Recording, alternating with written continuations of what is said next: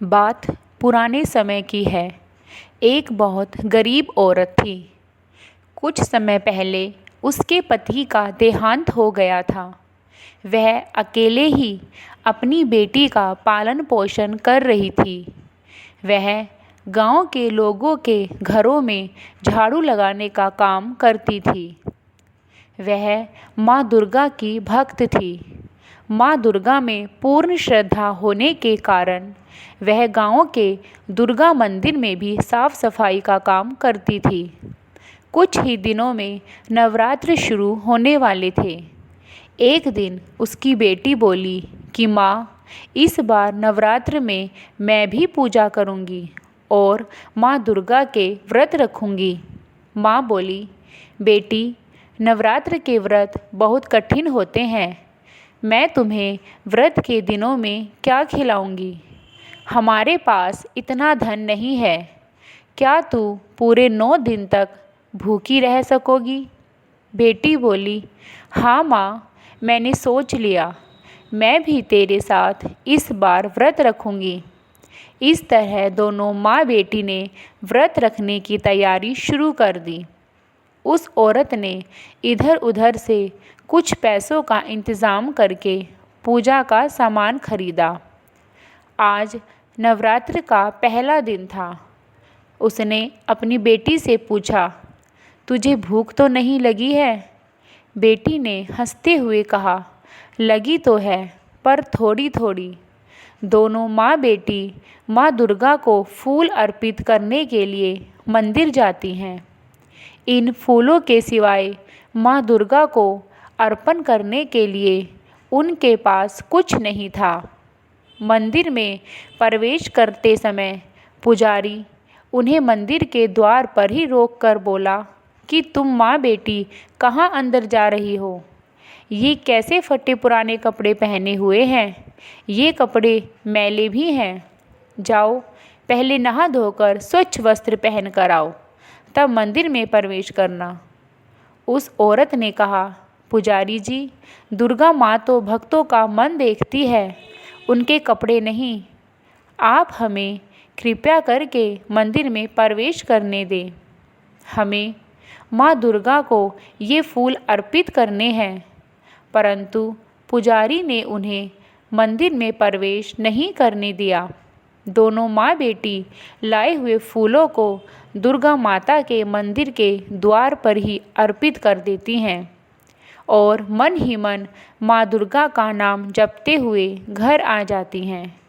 अगले दिन पुजारी मंदिर के द्वार खोलता है तो यह देखकर हैरान हो जाता है कि कल के चढ़ाए सारे फूल मुरझा गए हैं, मगर द्वार के पास पड़े फूल अभी भी ताज़े हैं। यह देखकर पंडित आश्चर्य में पड़ जाता है। वह सोचता है कि मंदिर तो मैंने अभी अभी खोला है, फिर ये फूल किसने चढ़ाए? उधर दोनों माँ और बेटी सच्चे मन से माता की भक्ति में मग्न थी। इसी तरह दिन बीत गए और महाअष्टमी आ गई। उस औरत ने माँ दुर्गा को भोग लगाने के लिए थोड़े से चने, पूरी और हलवा बनाया था। उस सामग्री को उस औरत ने बहुत ही मेहनत से इकट्ठा किया था। औरत कहती है, बेटी आ जाओ, व्रत के पारण का समय हो गया है। माँ की पूजा करने के बाद दोनों माँ बेटी अभी खाना खाने बैठी ही थी कि बाहर से एक बूढ़ी औरत की आवाज़ आई, अरे कोई इस बुढ़िया को भी खाने के लिए कुछ दे दो। दोनों माँ बेटी देखती हैं कि एक बूढ़ी माँ खाना मांग रही है। वह बहुत ही कमज़ोर है, इसलिए दोनों माँ बेटी अपना खाना उस बूढ़ी औरत को दे देती हैं। बुढ़िया खाना खाकर तृप्त हो जाती है। वह उनको एक छोटी सी पोटली देते हुए कहती है, इसे अपनी पूजा के स्थान पर रख दो और इसे विजयादशमी के दिन ही खोलना। उसके बाद मंदिर में जाकर माता के दर्शन कर लो, तुम्हारे सारे दुख दूर हो जाएंगे। दोनों माँ बेटी फिर थोड़े से फूल लेकर डरते डरते मंदिर पहुँचते हैं। उन्हें देखते ही पंडित बोला, भिखारिन कहीं की, तुम दोनों आज फिर मंदिर आ गई। तुम गरीब भिखारिन होते ही ऐसे हैं जो एक बार में बात समझते ही नहीं। औरत ने कहा, पुजारी जी, माता ने हमें कभी मंदिर में पूजा करने से मना नहीं किया, फिर आप हमें मंदिर में प्रवेश करने से क्यों रोकते हैं? मुझे बस इतना पता है कि माता के दरबार में सब बराबर होते हैं।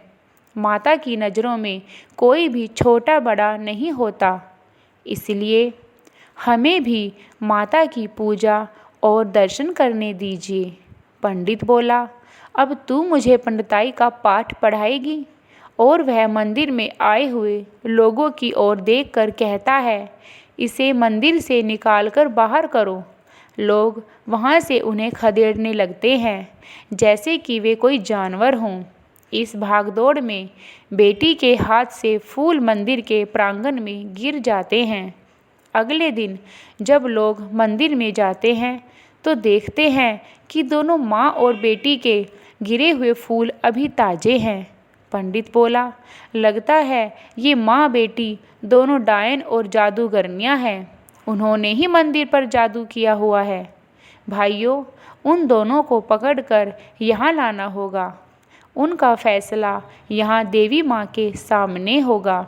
लोग दोनों माँ बेटी को पकड़कर मंदिर में लाते हैं। पंडित बोला, सच सच बताओ, तुम लोगों ने यहाँ क्या जादू कर रखा है? हम सब भक्ति से माँ की पूजा करते हैं, फिर भी हमारे फूल तो मुरझा जाते हैं, और तुम गरीब भिखारिन जिन्हें ना पहनने का ढंग है और ना ही पूजा की कोई विधि पता है, उनके फूल कैसे ताजे रहते हैं? औरत बोली, पुजारी जी, हमने कुछ नहीं किया है, हम कोई जादूगर नहीं हैं। तभी दूसरे लोग कहने लगते हैं कि ये ऐसे मुंह नहीं खोलेगी, और लोग उन्हें पीटना शुरू कर देते हैं। बेचारी औरत वहाँ गिर जाती है और बेटी दौड़कर अपनी माँ से लिपट जाती है। तभी वहाँ बहुत ज़ोर की आंधी चलती है। इसके बाद आगे का दृश्य देखकर लोगों की आंखें फटी रह जाती हैं। उनके सामने साक्षात माँ दुर्गा प्रकट होती है। सभी लोग माँ के सामने झुक जाते हैं। दुर्गा माँ को सामने देखकर माँ और बेटी की आंखों से आंसू बहने लगते हैं। दुर्गा माँ कहती है कि मेरा भक्त वही है जो सच्चे मन से मेरी पूजा करे। तुम लोग क्या सोचते हो कि भक्ति सिर्फ सजावट से और पंडाल से ही होती है? भक्ति सीखनी है तो मेरी इस भक्त से सीखो। इसकी भक्ति का ही प्रताप था कि इसकी प्रेम से खिलाई गई 2 पूरी से ही मैं तृप्त हो गई। दुर्गा माँ की आवाज़ सुनकर औरत के आश्चर्य का ठिकाना ना रहा। दोनों माँ बेटी समझ चुकी थी कि बुढ़िया के भेष में माँ दुर्गा थी। वे माँ के सामने प्रणाम करती हैं और कहती हैं कि हे ममतामयी दयालु माँ, हम सब आपके बच्चे हैं। मैं सब की तरफ से आपसे क्षमा मांगती हूँ। हमारे पापों को क्षमा करें और हमें अपने चरणों में शरण दें। पुजारी को अपनी गलती का एहसास होता है। वह कहता है, माँ, हमसे बहुत बड़ा अपराध हो गया है, मुझे माफ़ कर दो। मैंने इन दोनों माँ बेटी जैसी तुम्हारी कई भक्तों को इस मंदिर में आने से रोककर बहुत बड़ा अपराध किया है। सभी के इस प्रकार माफ़ी मांगने से देवी माँ का क्रोध शांत हो जाता है। इसके साथ ही आंधी थम जाती है। बुझे हुए दीपक फिर से जलने लगते हैं। माँ दुर्गा कहती है कि आज मैं इन दोनों की भक्ति से प्रसन्न होकर इस गांव को सुख समृद्धि और धन धान्य से भरपूर होने का आशीर्वाद देती हूँ। इतना कहकर दुर्गा माँ अंतर्ध्यान हो जाती है। सारे गांव वाले उस औरत से माफ़ी मांगते हैं। उस दिन के बाद किसी का भी मंदिर में प्रवेश वर्जित नहीं रहा। विजयादशमी के दिन जैसे ही उस औरत और उसकी बेटी ने पोटली खोली जिसे माँ दुर्गा बुढ़िया के भेष में आकर दे गई थी, उसमें से बहुत सारे हीरे, जवाहरात और माणिक निकले। यह देखकर उन दोनों की आंखों में आंसू आ गए और मन दुर्गा माँ के प्रति श्रद्धा से भर गया। उस दिन से उनके जीवन में कोई कमी नहीं रही। तो भक्तों, ऐसी और रोचक कथाओं को सुनने और पढ़ने के लिए मेरे चैनल को लाइक और सब्सक्राइब ज़रूर करें। धन्यवाद।